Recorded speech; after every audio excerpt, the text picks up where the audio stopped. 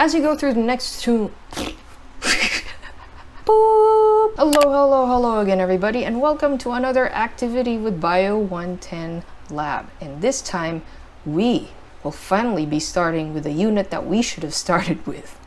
Cell biology. This is the square one, the launch pad of biology. After your foundational chemistry and physics, whether it's in elementary or in college, we can now remember all teachers, past and present, saying these exact lines, or line. The cell is the basic unit of life.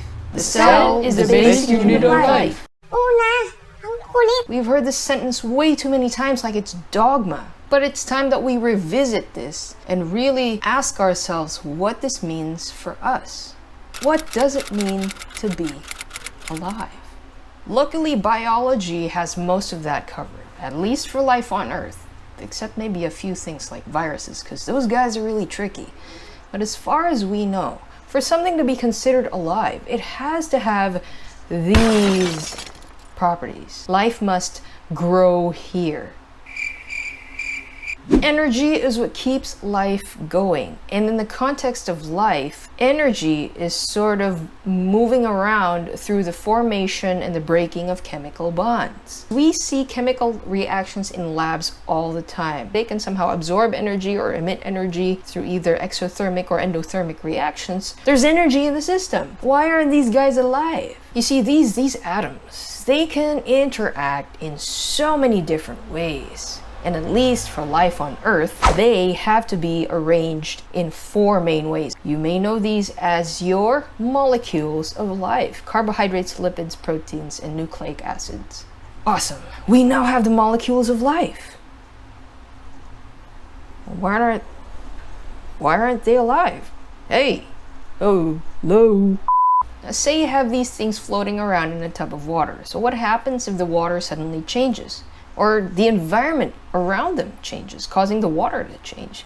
Do they have the ability to keep themselves from falling apart if the environment really just gets out of whack? And after that, what happens?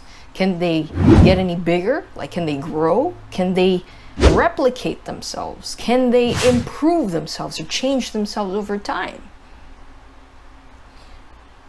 No. Because what does it mean to be alive?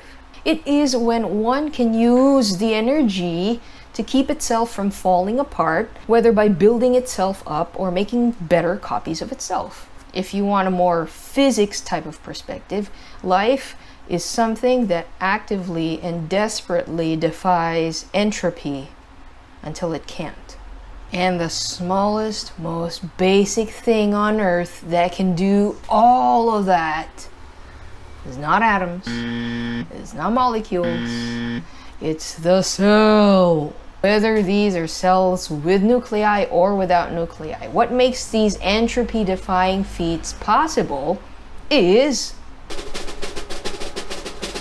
the cell membrane. The beautiful thing about the cell membrane is that it is the wall that keeps the shit that you want from floating away and the shit that you don't want from ripping you to shreds. As you go through the next two modules, you will see this remarkable ability of the cell membrane, how it does what it does, and how it has inspired modern medical technology. Aside from what we can learn from the lab activities, what else really does the cell membrane teach us? While we may never be able to see our cells, or moreover our cell membranes in action, the job that they're doing right now at this very moment is exactly what is keeping you and me from becoming liquefied, disintegrated shit. Nature is a world of polar opposites. There is a universe that's constantly expanding, while there's life that's trying its best to stay intact. Eventually, we will be pulled apart by the universe. So while we are aware right now, at this moment of our existence, let's have fun! Yay! You guys enjoy your lab activities. I'll see you real soon.